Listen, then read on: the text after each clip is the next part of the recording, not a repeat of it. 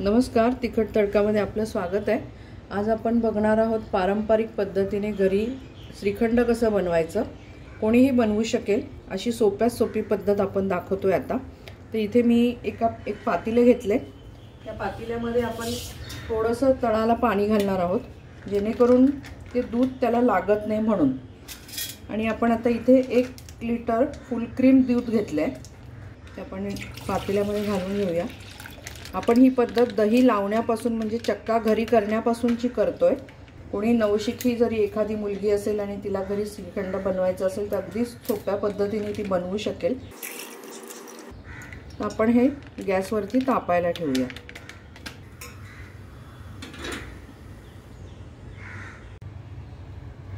इथे आपण दूध तापत ठेवले, पण आता आपल्याला याला साय जी येते ना ती पूर्ण मिक्स करून घ्यायची आणि चांगले दुधाला उकळी येऊ द्यायची। आपल्याला साय अशी वरती येते ना तर ती अशी चमच्यानी पूर्ण मिक्स करून घ्यायची, म्हणजे आपलं जे दही लागेल ते एकदम मलईचं लागेल। नेहमी जसं दही लावाल ना तर याच पद्धतीने लावत चला, म्हणजे दही एकदम असं छान लागतं घट्टसर। अजून आपल्याला आपल्या दुधाला उकळी यायची आहे, तर चांगली उकळी येऊ देऊ त्याला। हे बघा आपलं दूध छान उकळलंय। आता आपण गॅस बंद करूया आणि ह्याला आपण कोंबट होऊ देऊ। हे बघा आपलं इथे दूध गार झालंय, म्हणजे इतकं गार पाहिजे की आपण त्याच्यामध्ये बोट घालू शकू की आपल्याला काही त्रास नाही त्याचा। त्यामध्ये आपण घालूया 1 चमचा दही। हे घरी लावलेलंच दही आहे, मिक्स करून घ्यायचं। ही वर जमा झाली आहे साय, रवीने आपण अशी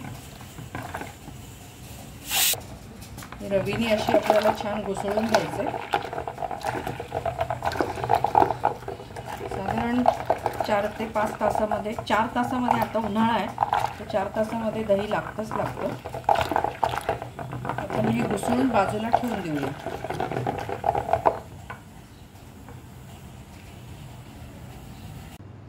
इथे बघा आपलं दही खूप छान लागलंय, एकदम घट्टसर। तर आता आपण हे इथे एक मलमलचं कापड घेतले, त्याच्यामध्ये आपण हे सगळं दही घालूया।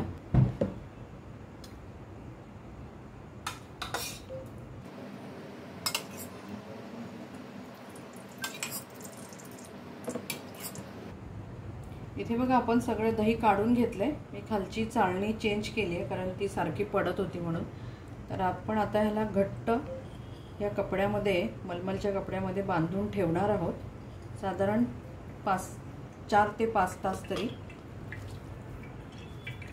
ह्याच्यातलं जे काही एक्स्ट्रा पाणी असेल बघा खाली निघाले पाणी, हे तुम्ही नंतर वापरू शकता कढीला किंवा कणिक वगैरे मळायला पण जास्त आंबट नाही आहे आपलं दही। तर ह्याला आपण असं घट्ट बांधणार आहोत आणि आता हे मी टांगून ठेवते। याच्यातलं जे एक्स्ट्रा पाणी आहे ते पूर्ण निघून जाईल।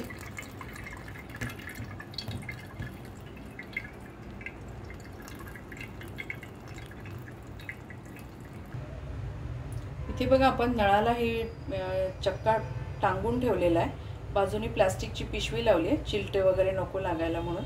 थोडं पाणी नितरून गेलं की आपण मग ती पिशवी काढून ठेवू शकतो।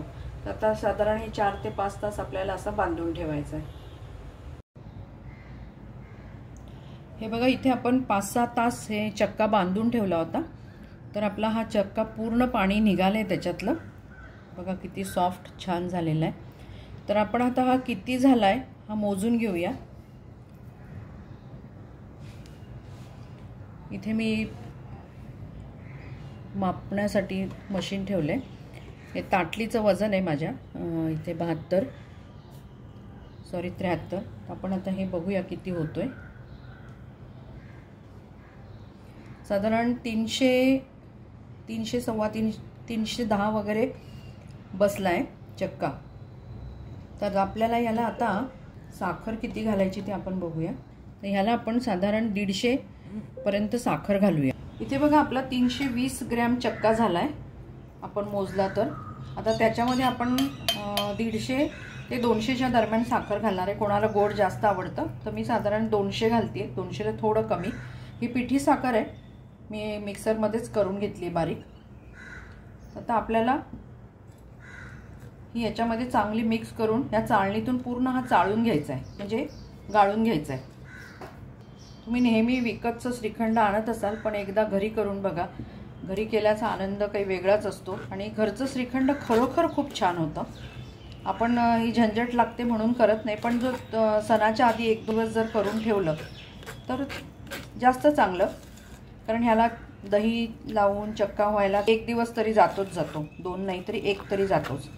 पण घरचं श्रीखंड खूप छान होतं.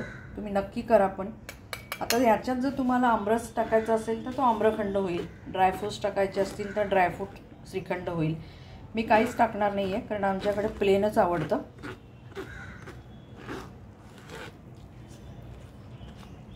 ही जर चाळणी नसेल आपल्याकडे तर आपली जी पीठ चाळायची चाळणी असते, सोजीची जी मैद्याची चाळणी आहे, त्याच्यावर पण तुम्ही बारीक करू शकता. तर या पद्धतीने आपल्याला पूर्ण तो गाळून घ्यायचा आहे.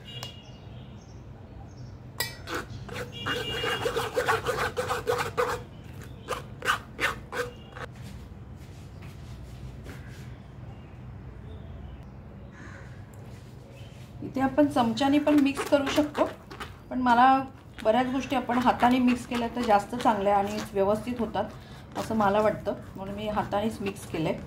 हे बघा, पटकन झालं आपलं. म्हणजे काय मिक्स करायचं तसंही केलं, साखर टाकली असती तरी चाललं असतं, पण कधी कधी साखरेचे कण राहतात वगैरे, म्हणून आपण हे चाळणीतून चाळून घेतले. किती छान झाले श्रीखंड, एकदम मऊसूत झालं आहे. हे काढून घ्यायचं असं.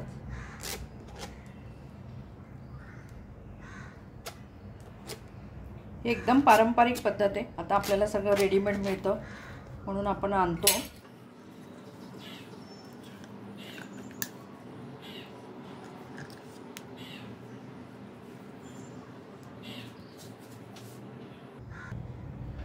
हे बघा, इथे आपलं छान मिक्स झालंय. आता आपण इथे वेलची पूड आणि जायफळाची पूड घालणार आहोत. इथे मी थोडंसं केशर ठेवलं होतं दुधामध्ये भिजत, ते आपण घालतोय.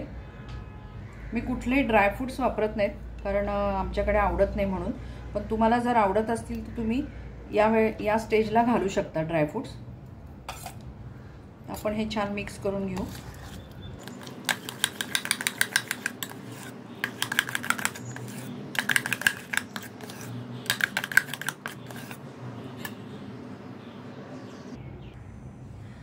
हे बघा, इथे आपलं श्रीखंड झालंय बनवून.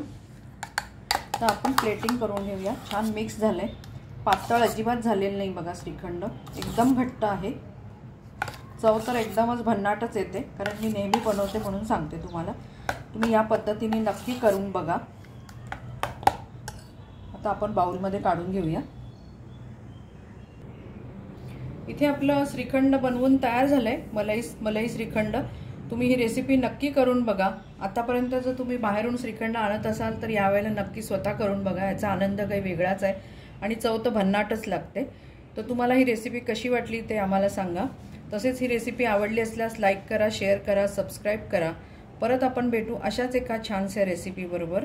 धन्यवाद आणि गुढीपाडव्याच्या हार्दिक शुभेच्छा.